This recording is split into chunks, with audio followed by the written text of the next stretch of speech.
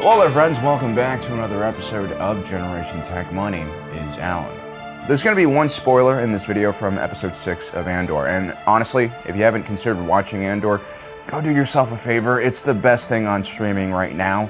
Especially if you watch this channel, you clearly like Star Wars and a specific type of Star Wars, you're going to like this. I guarantee it. You're gonna love the way you look, I guarantee now. Anyway, at the end of the Pyrrhic Rebel victory on Aldhani, the raid team has secured roughly around 80 million credits, which sounds like a lot. Or is it a lot? Well, that's what we're gonna be doing in today's video. We're gonna explain how much 80 million credits actually is by taking a look at what they could buy with it. Now, a few years back, we did a comparison video between the worth of the galactic credit versus the US dollar by comparing similar commodity prices. I know it's a rough estimate and there's been a lot of inflation since that video came out, but unless, we're gonna Yuzhang Bong ourselves all the way to the Star Wars galaxy, this is the closest we're gonna get. And so the galactic credit is roughly 1-to-1 with the US dollar. So 80 million credits is $80 million, which is a crazy amount to comprehend for people like you and me, but I guess if you're working for the Department of Defense and you're trying to procure weapons and toilet seats for your C-19 Globetrotter, it's really not that much. Unless you're looking to arm 666,722 Force users with these Guardian X lightsabers from our sponsor, ownersaber.com. They cost around $119 a pop. And if you order any 2 lightsabers right now from ownersaber.com, they'll give you $100 off your purchase. Basically like getting one free. Just use the promo code 100OCTF, that's all caps, at checkout. I would also like to add that unlike other lightsaber retailers, who I won't name, but are clearly looting their lightsabers from fallen Jedi, these lightsabers won't have any hidden Jedi ghosts or Sith spirits in them. You do not fear me. Because let's be honest guys, you didn't pay for that. And if you're lonely and you want friends, well, buy a Tamagotchi. You're not ready for the commitment necessary to have a Force Spirit or a Force Ghost as a friend. Check out the description down below if you want more information. Now, we know that in the early days of the Alliance to Restore the Republic, the Rebels had a lot of problems getting manpower and also purchasing ships, weapons, and munitions. It wasn't just a lack of credits that was the issue. If anything, with rich backers like Dala Bills, Bail Organa, and Mon Money Mothma, credits was less of a problem than Imperial restrictions and security. Knowing the real estate prices in the upper levels of Coruscant, especially in the Federal District, Mon Mothma could have sold that apartment for like 3 or 4 Imperial-class Star Destroyers worth of credits. The problem was it was usually very, very illegal for a civilian to purchase a military-designed vessel or vehicle. The only people who could actually do that were Imperial procurement officers or people who worked with the Planetary Defense Force or corporate security. And still, those guys would need to get paperwork from the Empire to approve the purchase. And so the rebellion had to figure out creative ways to acquire new ships, vehicles, and weapons. And one of the best ways, because most of these guys were criminals to begin with, was by jacking ships. The rebels would famously steal several EF-76 Nebulon B escort frigates. These were designed by the Empire to replace the resource-intensive ISD in areas where it really wasn't necessary, like in the sparsely populated Outer Rim. Like Best Buy, the Imperial Navy also pre-calculated how much stuff they thought was going to get stolen from them and added that to the budget at the end of the year. Awesome. These ships would serve as command vessels and military hospitals for the Alliance to Restore the Republic, especially in those earlier days when they didn't have access to the Mount Calamari cruiser. The EF-76, by the way, cost around $6.4 million used and 8.5 million credits new. If the rebellion had like an account with Quat Drive yards, they probably could have gotten a discount by bulk ordering 10 of these things. 10 EF-76 frigates with a length of 300 meters could have probably taken those 2 ISDs over Scarif all by themselves. Another commonly stolen vehicle used by the rebellion was the BTL Y-Wing, which was actually a modified version of the Clone Wars era BTLB Y-Wing. The rebels would just steal these en masse from Imperial scrapyards. The rebel mechanics would basically remove the rear gunner turret, they would remove the engine nacelles and a lot of the paneling on the ship to make it lighter and a little bit faster. It also made it a lot easier for mechanics to access the engines, which broke all the time. A new BTL Y-Wing during the Clone Wars cost around 127,000 credits, but 20 years later, you could find these old ships in the secondhand market, like the one we see on Ferrex, for only around 60,000 credits, if not less, depending on what kind of shape it's in and what the locals are willing to sell it for. And so to supplement all of the Y-Wings that they already stole, the rebellion could have bought a bunch of pre-used Y-Wings, like over 1,000 of them, with that 80 million credits. Well, actually, let's just buy 1,000 flat Y-wings for 60,000 a pop at 60 million credits in total. And then with the additional 20 million credits, let's equip each one of those Y-wings with 6 ion torpedoes at 3,100 credits a pop. Why ion torpedoes, you ask? Well, they worked really well at disabling the ISD Persecutor over Scarif. And then the rebels, who have plenty of old Corellian tugboats, could just haul these ships into a star or push it into another ship. I mean, you could get an old YT-1300 freighter for around 25,000 credits. I mean, not that one, of course. The Lightmaker, a Spheronet class Corvette, however, costs a bit more at 1 million credits, so you could buy up to 80 of those tough ships as well. Another reason why you would get ion torpedoes instead of, let's say, proton torpedoes is because proton torpedoes are next to impossible to get.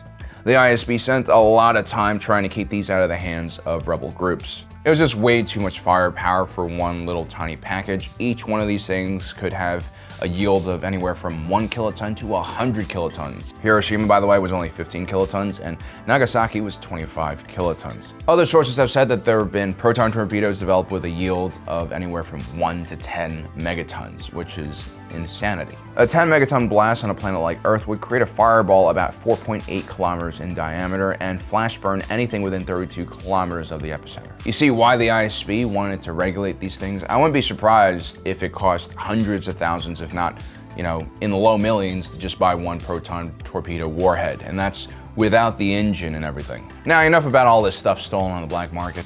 The Rebel Alliance also had new fighters, ones that they mostly sourced and built themselves. You had the famous Starfighter like the Incom T-65B X-Wing, gifted to the Rebellion by the engineering and design team from Incom. It cost around 150,000 credits to get this famous snub fighter operational. With 80 million credits, you could get about 533 of these fighters, which gives you about 7 to 8 wings of these Starfighters. Very impressive. You could also build some RZ-1A wings, which were based off a prototype designed by Quad Systems Engineering, giving you around 457 of these fighters for 80 million credits. So maybe this raid was actually quite important. Ideology is great, but without starfighters, you can't even begin to think about taking down that ISD that's blocking the sun over your city. You also need small arms, because, without infantry, you can't really hold territory. Unless you have, droid infantry. Please don't let that become a thing in real life. The standard issue Rebel A280 blaster rifle from Blastech Industries costs around 1,300 credits. You can find these on the black market for all sorts of different prices.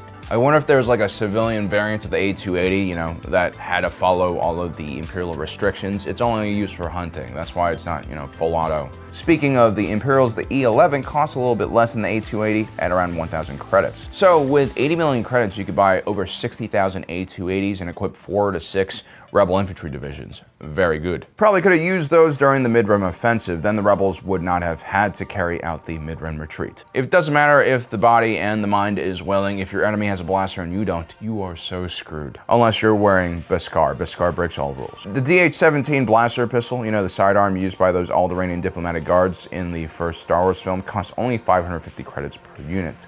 And that CR-90 Corvette they're using costs around 2.7 to 3.5 million, depending on what kind of customizations you get on board, of course. And if you can go without all of the fancy interior trim, well, you can get that low-end price of 2.7 million credits and buy almost 30 of these awesome vessels, which basically served as the main ship of the line for the early Alliance to Restore the Republic. You could find even cheaper CR-90s used for around 1.5 million credits. Now, what's the most expensive thing you can buy with those 80 million credits? Having X-Wings and A-Wings is awesome if you want to just do hit and run attacks for the entire war, but if you need to stand your ground and fight, you'll need something that can absorb more punishment. Well, the MC-80 is far too expensive. It costs 112 million credits per unit. But the MC-75 Star Cruiser at around 88 million credits is right around your budget. I mean, you're gonna have to ask for a promo code probably, but I'm sure the Mon Calamari are going to be willing to cut you some slack. Now, what would I do if I were given control of those 80 million credits? Well, I would split it 40-40 with Arvel Skeen, after all. Or would I have? I mean, you really don't know. You never know until the situation actually happens and there's 80 million credits in front of you. I don't buy it when someone says I wouldn't take it. But anyway, let's say I'm ethical and I'm Vel. What would I do? Well, actually, I would just form a new Rebel cell. And when budgeting stuff, well, you gotta take out that spreadsheet, unless chaos will consume everyone. So right off the bat, I would build 3 full wings of T-65B X-Wings, 1 wing of RZ-1A wing interceptors, 2 wings of the used Y-wings at 60,000 apiece, and then I would buy about a dozen Baraka-Tuk gunships. These 90-meter-long gunships were one of the most underrated vehicles used by the Rebellion. It was a very fast and nimble ship, and it was relatively cheap at 1.4 million credits, and packed to the teeth with weapons and 8 double turbo lasers and 8 concussion missile launchers. It could even dock with 2 Starfighters. With the right crew, you could fly right up close to an ISD and basically have a knife fight with it. As long as you keep moving, you can do a lot of damage. And then I would spend 1 million credits to research and fund a mission to steal a Lucrehulk battleship from Bracca or Ferrix. That should be more than enough credits to have the local authorities look the other way while you're stealing a vessel worth 500 million credits. And then I would spend about 8.5 million credits to upgrade this ship, put some more turbo laser emplacements on their shield generators, basically whatever the main power plant on this ship can handle. That would be my base and my main carrier, which then leaves me with 60,000 credits left. I would spend it all on Ewok cheeks and porg butts. These are the 2 most tender parts of both animals. Rebellions can't be fought on empty stomachs, guys. That's just what it is. Well, guys, if you enjoyed this video, please subscribe down below and hit that notification bell so you don't miss out on the rest of our awesome content. And as usual, my name is Alan, reminding you that my allegiance is to the Republic, to democracy,